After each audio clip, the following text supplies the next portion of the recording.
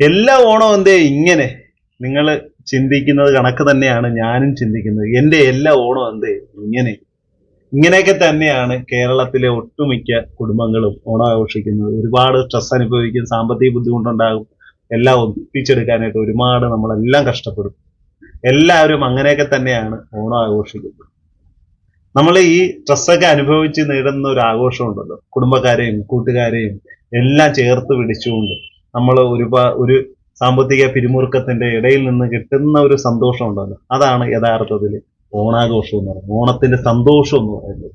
നാളെ നിങ്ങൾക്ക് ലക്ഷക്കണക്കിന് പൈസ ഉണ്ടായിരുന്നിരിക്കും, നിങ്ങൾ ആഗ്രഹിച്ച കണക്ക് തന്നെ എല്ലാ കാര്യങ്ങളും ചെയ്തെന്നിരിക്കും. പക്ഷെ ഒരു കാര്യം ഞാൻ തീർത്ത് പറയാം, നിങ്ങൾ ഒരുപാട് ബുദ്ധിമുട്ടി ഒരുപാട് ടെൻഷൻ അടിച്ച് ആഘോഷിച്ച ആ ഓണം ഉണ്ടല്ലോ, അതായിരിക്കും നിങ്ങളുടെ മനസ്സിൽ എപ്പോഴും നിൽക്കുന്നത്, അതേ മനസ്സിലുണ്ടാകത്തുള്ളൂ.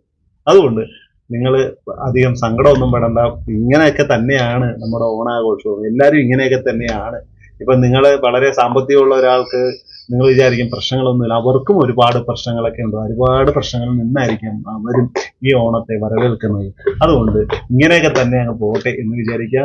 നമുക്ക് ചെയ്യാൻ പറ്റുന്ന കാര്യങ്ങൾ നന്നായിട്ട് ചെയ്യുക, കൂട്ടുകാരും കുടുംബമായിട്ടൊക്കെ ഓണാഘോഷിക്കും നമ്മൾ ചെയ്യുക എന്ന് പറഞ്ഞോട്ടെ. എല്ലാവർക്കും അഡ്വാൻസ് ആയിട്ട് ഓണാശംസകൾ. നന്ദി.